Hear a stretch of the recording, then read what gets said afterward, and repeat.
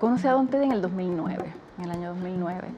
Un poco a través de la Fundación Muñoz Marín, que me hace un acercamiento para trabajar la colección de Teodoro Vidal, y era así como que un pellizcarme, ¿no? Como, wow, qué interesante. Una colección etnográfica puertorriqueña, una colección que tenía una colección textil, que a mí particularmente me encantaba poder trabajar con algo así en Puerto Rico. Así que lo conocí en ese momento, comenzamos entonces el inventario de su colección. Yo coleccioné no solamente ejemplares de la cultura de la cultura material, sino también de la cultura no material, como oraciones, salmos, conjuros, cuentos, copla, todas las manifestaciones de la cultura material y no material, a mi juicio, son encantadoras, son representativas de la profundidad y diversificación de la cultura tradicional puertorriqueña, y que todas merecen la misma atención y divulgación. Tuvimos la suerte de tener ese maestro que además tenía una absoluta generosidad en compartir, porque para eso hizo esta colección que hoy se cobija y que esperamos poder tener la dicha de conocer el objeto, de poderlo estudiar, de poder entrar con él a nuestra vida íntima, a nuestra vida espiritual de pueblo. Porque ese es el deseo, ese fue el deseo de Teodoro, esa identidad, ese objeto nos da, es un espejo para nosotros de una parte de lo que somos. Es una emoción bien grande regresar a este espacio definitivamente. Es un espacio lleno de muchas emociones, emociones como puertorriqueña y de todas las tradiciones que aquí se encierran, pero también en carácter personal de muchas emociones por todos los años que trabajé con esta colección y todo lo que pues, de una manera u otra uno intentó aportar al país y a la colección y a la fundación. Volvemos a la importancia de toda la documentación que él reunía en torno a cada pieza. Y de hecho, las piezas él las tenía con unos, ¿verdad?, con unas boletas, y ahí tenía la fecha y el nombre, si conocía quién era el artesano, dónde lo compró, en qué barrio, cuál es el tema, las particularidades de ese objeto estaban ahí, parte de ellos, ¿verdad?, desglosados para poder identificarlo. Porque si no, sería un trabajo que se quedaría meramente en la cosa material. Y el arte popular y las artesanías superan lo material, porque hay un espíritu que es el que está hablando a través de esa materia.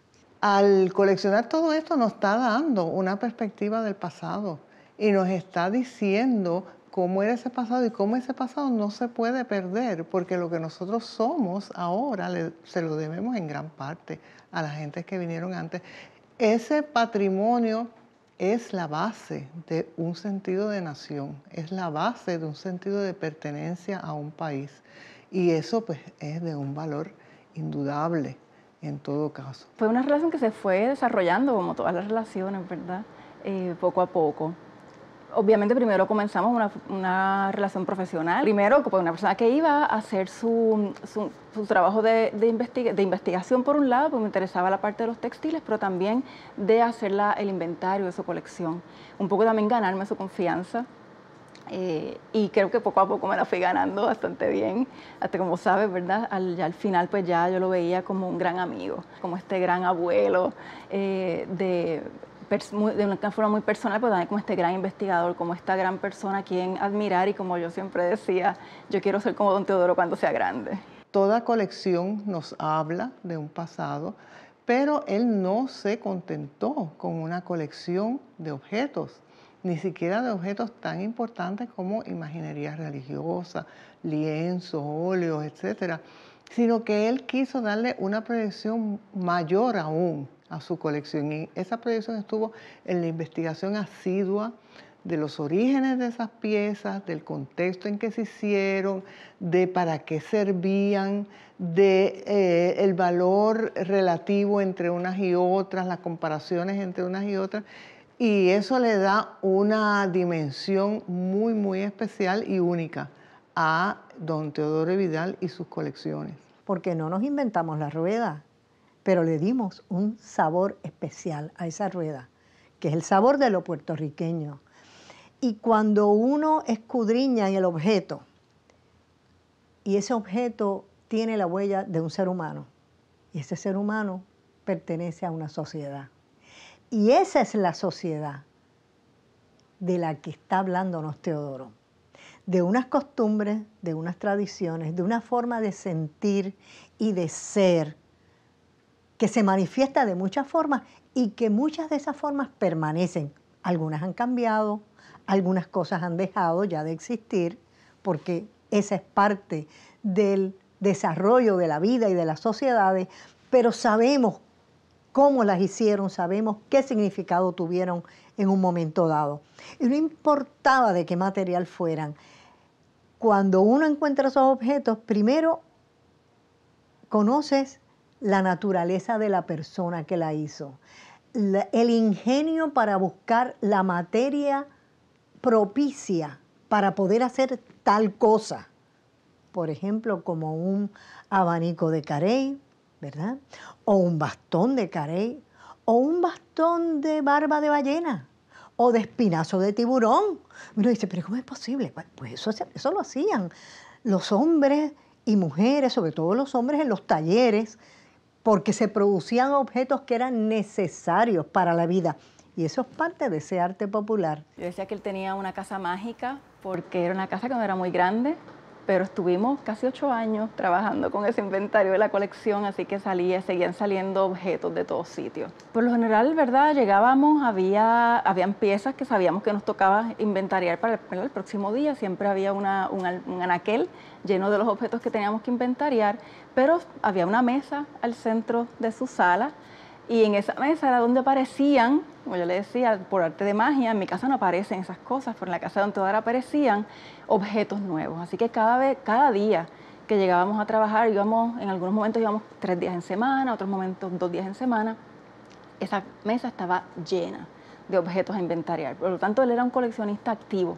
No solamente coleccionó piezas antiguas, sino también él seguía coleccionando piezas muy contemporáneas. Un poco por eso yo digo que en su colección se ven como una exhibición que hicimos, que era la transición de las tradiciones en Puerto Rico. Se puede ver bien claramente en su colección, y justo porque él no dejó de coleccionar. Aún con los artesanos más contemporáneos, él también siguió adquiriendo. El otro aspecto importante de Teddy, porque hay coleccionistas, pero yo creo que lo importante es el conocimiento que él tenía y la documentación que había detrás de todo lo que él coleccionaba. O sea,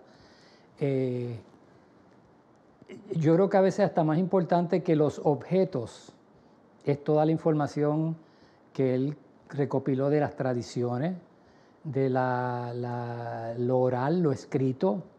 Este depósito realmente lo veníamos hablando con don Teodoro casi desde que llegamos a trabajar con la colección. Era un sueño, tanto de Teodoro como mío y de la Fundación también, de que se creara un espacio que pudiéramos recibir todos estos objetos y que fuera un espacio digno para recibir una colección tan importante como es la colección de artes y tradiciones puertorriqueñas de Teodoro Vidal.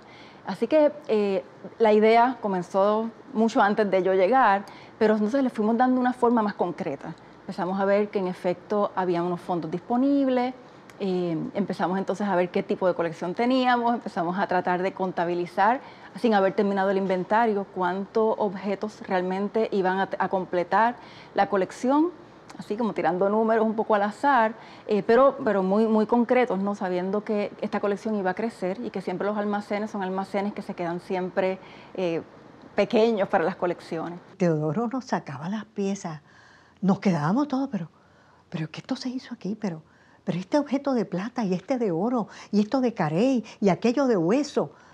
Para nosotros las cosas de las artesanías eran pues unas hamacas, unas maracas, unos instrumentos, lo que conocía la gente en términos generales, los santos.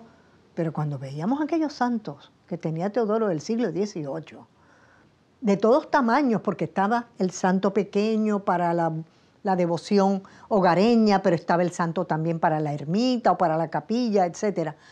O sea, fue un descubrimiento para nosotros. Nosotros fuimos discípulos de Teodoro. Yo diría que estamos cerca de los 3.000 objetos que tenemos aquí, posible que sea más que eso. El hecho de que esté en la fundación es parte de toda el concepto de cultura de don Luis Muñoz Marín y de doña Inés Mendoza, esa afirmación de las cosas que nos distinguen y de la vida sencilla. Eso está sobre todo marcado en su vida, en su modo de pensar. Me gustaría citar unas palabras de don Luis y de doña Inés, y para que se vea cuán adecuado es que esto, o sea, no lo que yo tenga que decir, sino lo que ellos mismos dicen. Una cita de don Luis Muñoz Marín. Dice: veo una cultura de trabajo, de serenidad, de generosidad modesta, buena en su vivienda, a gusto con sus quehaceres, resguardada en sus infortunios, abundante y sencilla en la mesa, alegre en la fiesta, sin pobreza y sin hábitos enloquecidos de consumo, apreciando al hombre por lo que le guste hacer más y por lo que se proponga, ni no por lo que se proponga acumular, honda en el respeto a Dios, libre así de vanos enredos para el espíritu. A mí me parece que no hay una manera más hermosa de hablar y de escribir la colección de objetos, la investigación de don Teodoro Vidal.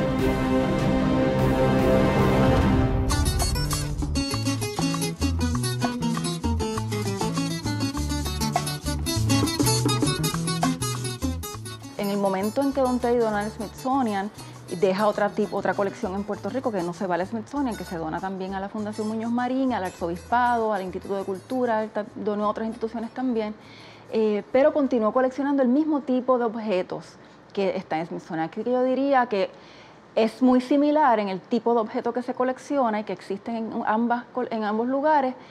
Lo que tal vez sea diferente, ¿verdad?, son los temas, ¿verdad?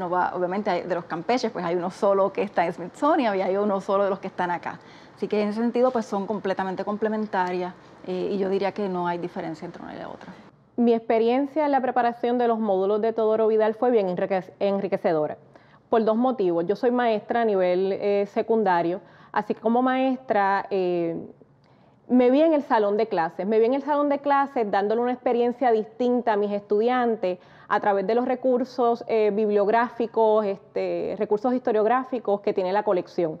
Como historiadora, pues para mí se abría un mundo fascinante, porque cada objeto de la colección de Teodoro Vidal tiene una historia que contar. Cada objeto pertenece a nuestra historia, cada objeto tiene un pedacito de lo que somos nosotros los puertorriqueños. El objetivo de todos los módulos es enfrentar al estudiante a la investigación con fuentes primarias y fuentes secundarias. Los módulos tienen una filosofía de integración curricular. Integramos con los cursos de historia, con los cursos de ciencias sociales y con los cursos de español. Allí el maestro podrá encontrar diferentes estrategias para poder utilizar de forma didáctica y pedagógica los elementos que existen en la colección. Gracias a su labor, gracias a su interés, gracias a su empeño y su dedicación, muchos de los recursos que están actualmente en la colección se hubiesen perdido. Su labor es importante para nosotros, es importante para el quehacer histórico, es importante para nuestro devenir histórico. Por ejemplo, muchos de los objetos que vamos a encontrar en la colección nos hablan sobre la religiosidad popular. algo que de otra manera se hubiese perdido, y don Teddy lo rescató para nosotros. Otra de las cosas que se puede encontrar es la calidad de historia oral que se encuentra en estos objetos, que nuevamente de otra manera esto se hubiese perdido. Yo creo que la labor que hizo Teddy es una labor encomiable, es una labor que tenemos que estudiar. Tan parco era en sus cosas y tan discreto de su vida, que me acuerdo cuando él trajo a Puerto Rico de Venezuela esa pintura extraordinaria de San Juan Nepomuceno, que el marco incluso es un marco que con toda seguridad salió del taller de Campeche, hasta el marco es del taller. Yo le pregunté, que no lo debía haber hecho, pero curiosidad, le digo, Teodoro, ¿cuánto te costó el San Juan Nepomuceno? Me dice, más que el Volvo. Eso fue todo lo que me dijo. Él no hablaba de nada de eso. Para él eso era, él sencillamente, para él era un tesoro. El valor económico, lo que hubiera podido costar o costara posteriormente, a él no le interesaba. Le interesaba que esa pieza se había rescatado y que era para el pueblo de Puerto Rico. Yo estuve en varios de la creación de varios de sus libros allí en su casa. Realmente él empezaba primero con una idea y como obviamente estaba rodeado de su colección y la colección era esa fuente primaria para su investigación, él más bien iba seleccionando primero los objetos, obviamente bajo el tema que quería trabajar, iba seleccionando los objetos que quería trabajar. Luego entonces, obviamente, acompañado de investigación profunda, don Teodoro, pues en su casa no había una computadora, así que él no era que buscaba en internet esa información, como estamos tan acostumbrados, ¿no?, a depender mucho de la tecnología y del internet. Él lo hacía con sus contactos que tenía tanto en Puerto Rico, pero también en España, en los Estados Unidos, y era una red increíble de contactos de don Teodoro que lo ayudaban entonces a buscar esos documentos que iban a sustentar su investigación. La verdad que es una investigación increíble, bien amplia, tal vez trabajando con temas que otras personas pues no necesariamente les interesaba o los están trabajando. La verdad que cada libro, y tengo que hablar del cuidado, del esmero que él ponía en todo, él mismo publicaba sus libros, él mismo se ocupaba incluso de estas partes del libro que tienen que ver con la decoración de las páginas. Son impecables en términos de las reproducciones, en términos de las ilustraciones. Y los de Campeche me parece que son verdaderas, tiene 4 libros sobre Campeche, son verdaderas contribuciones al conocimiento de Campeche. Los libros de Teodoro eran en sí una pieza más de arte. El primero de ellos de los milagros. Y el cuidado que él ponía en el diseño del libro, en la selección del tipo, del tamaño de la letra, de la calidad de la imagen, todo eso era un ejercicio que cuidaba con la misma detalle que podía hacerlo cuando estaba mirando o trabajando sobre la investigación de un Campeche, por ejemplo. El libro es un objeto de arte, porque su contenido también es arte. Y cada una de las obras, cada uno de los trabajos, uno ve cómo fue refinándose hasta llegar al último de ellos, que lo hemos podido ver cuando ya Teodoro había muerto, pero que él tenía mucho deseo de que saliera, que es este libro sobre las pinturas y tallas antiguas de Puerto Rico, con unas fotos preciosas y un texto breve, pero un texto que quiere él reunir, quiere dejar esa evidencia para que la gente conozca ese pasado.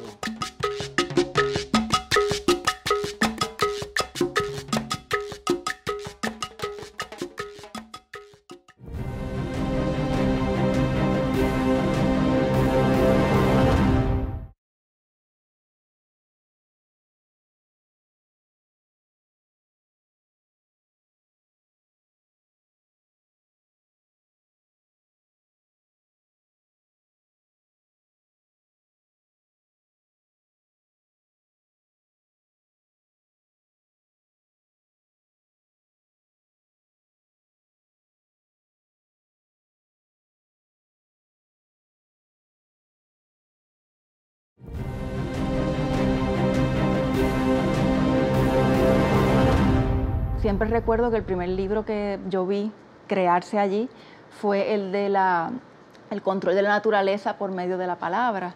Y es un tema que a quién se le ocurriría, ¿no? Que es un tema como ese. Entonces también en ese caso él usó mucho de la colección que no se habla tanto, que esa colección que él le llamaba de las tradiciones espirituales o de las tradiciones, ¿verdad?, de la cultura inmaterial, como dirían los antropólogos, más bien de la memoria, de los conocimientos y un poco y de esos dichos, de esas oraciones, por ejemplo, y un poco en ese libro pues se basaba en eso. Y es una parte muy importante de su colección porque él hizo muchas entrevistas con personas en los años 50, 60, 70, que ya eran mayores para ese momento, o sea, que vivieron el Puerto Rico tal vez de final del siglo XIX, principio del XX, vivieron unas transiciones en Puerto Rico importantes, y esa colección no se habla tanto de ella, pero entiendo yo que es tan importante como la de los objetos.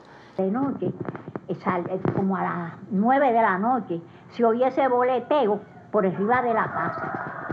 Y se decía que era una vieja que era vecina de nosotros, que volaba.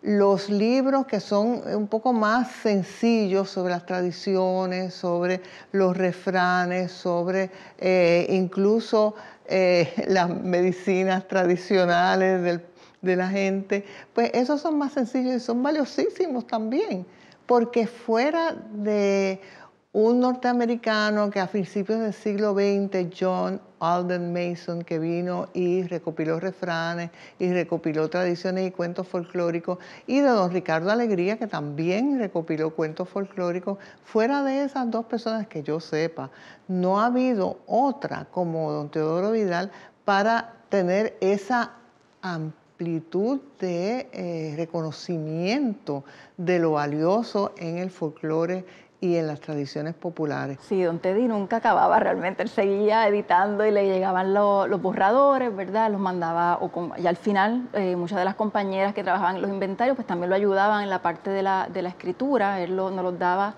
a manuscrito y tenía que pasar, ¿verdad? Pues lo ayudamos mucho también en ese proceso, pasábamos a la computadora y luego entonces pues él se sentaba con nosotros, había que imprimirle muchas veces el borrador y hacía muchos cambios a los borradores, pero era un proceso, no sé cómo te diría, un proceso muy, muy activo. Y realmente ya cuando al final a veces había que decir lo que don te di, ya, o sea, ya vamos a parar como le pasa a todos los investigadores, no sabemos cuándo parar. Es difícil decir cuál me gustó. Los de Campeche me parecen excepcionales.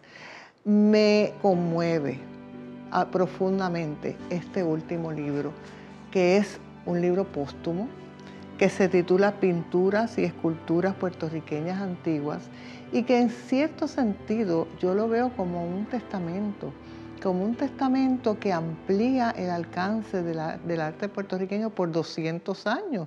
Porque si bien es cierto que el mural de San Telmo, que es la primera pintura conocida que se hizo en Puerto Rico y que data del 1540, y es muchísimo decir, si pensamos, por ejemplo, que los peregrinos no llegaron a Norteamérica hasta el siglo XVII, es muchísimo decir que aquí hubiera una iglesia donde hubiera un mural tan extraordinario como el de San Telmo, patrono de los navegantes.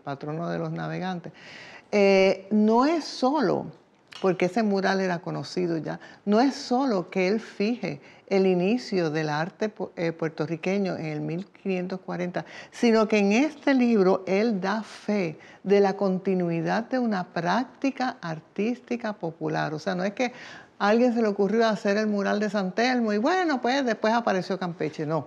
Durante esos 2 siglos que van desde 1540 hasta finales del siglo XVIII, cuando Campeche empieza a pintar, en esos 2 siglos había muchísima obra y él la documenta aquí. Eso me parece extraordinariamente valioso, que él haya tenido la visión, porque el arte de un país no se hace por una obra ni por 2, sino por una práctica asidua, en este caso de imaginería y pintura de carácter mayormente popular, aunque aquí también hay óleos, un óleo, por ejemplo, el de Manuel García, es el único que tiene autor conocido. La mayor parte de los otros óleos, incluyendo el de Nuestra Señora de la Valvanera, que está en Coamo, incluyendo el de Nuestra Señora de Monserrate, que está en Hormigueros, todos esos óleos son de autores desconocidos, son anónimos. Y también las tallas de santos y las otras tallas que no son exactamente de santos. Aquí hay una bellísima de la Dolorosa, que recuerda mucho la imaginería barroca española. Me parece extraordinario. No sé si esto se puede apreciar, pero esta Dolorosa no tiene nada que envidiarle a la imaginería religiosa española del barroco. Es una cosa bellísima. Me ha emocionado a mí que después de su muerte nos esté enseñando todavía cuán valiosa y cuán importante e impresionante es la tradición popular del arte puertorriqueño. Yo creo que mientras más se estudian y analizan estos aspectos de la cultura, más se quiere al país, y que mientras más se quiera al país, mejor se le puede servir.